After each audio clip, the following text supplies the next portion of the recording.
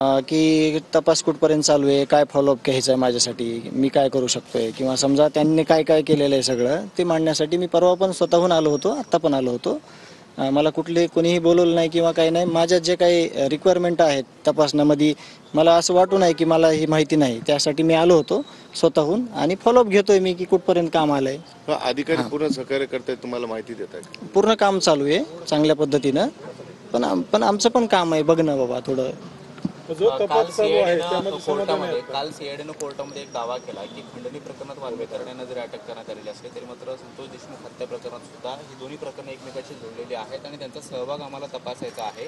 तपास अधिकाऱ्यांशी भेटल्यानंतर त्यांनी तुम्हाला काय सांगितलेलं आहे? ह्याबद्दल नाही चौकशी झाली, पण त्यांनी जे काही तपास केलेला आहे त्यांना काही आढळून आलं असेल म्हणून त्यांनी प्रतिक्रिया व्यक्त केली किंवा त्यांनी मांडला मुद्दा.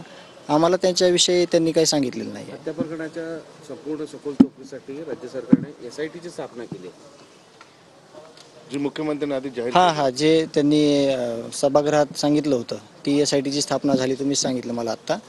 तर आम्ही त्याच्यात कुठले अधिकारी आहेत, कशा पद्धतीनं त्याचं काम असेल त्याची आम्ही माहिती घेऊ.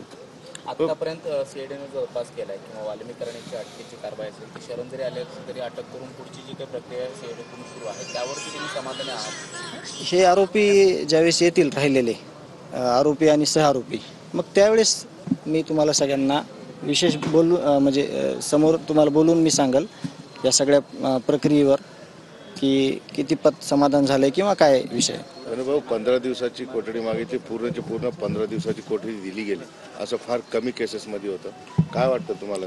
जे तपास चालू आहे CID मार्फत, सगळ्या डिपार्टमेंट मार्फत, ते त्यांच्या तपासात त्यांनी जे म्हणजे विटनेस असतील काही किंवा सगळे लागेदोरे असतील त्यावर त्यांनी कोर्टाने त्याचा विचार केला असेल ह्यांच्या सगळ्या ह्याच्यावर, म्हणून ते तसं पुढं आलेलं आहे. 2 मोबाईल आणि व्हिडिओच्या संदर्भात देखील समोर आली होती माहिती, तसं काय सीआयडीने सांगितलं का? व्हिडिओ नाही सांगितलं त्यांनी, काय त्याच्याविषयी बोललो नाही. काय सापडलं काय नाही सापडलं? नाही, तपासणी झाली असणार आहे पण आम्हाला त्यांनी तसं अधिकृत काही सांगितलं नाही अजून. ओके, चल, थँक्यू.